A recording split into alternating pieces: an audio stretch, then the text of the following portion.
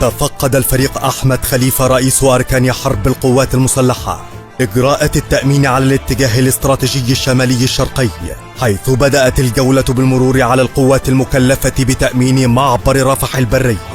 وأكد رئيس أركان حرب القوات المسلحة أن المهمة الرئيسية للقوات المسلحة هي الحفاظ على حدود الدولة على كافة الاتجاهات الاستراتيجية، وأن رجال القوات المسلحة قادرون على الدفاع عن حدود الوطن جيلا بعد جيل، مؤكدا على أهمية التحلي بالعلم والإرادة والحفاظ على اللياقة البدنية العالية لضمان تنفيذ كافة المهام باحترافية عالية.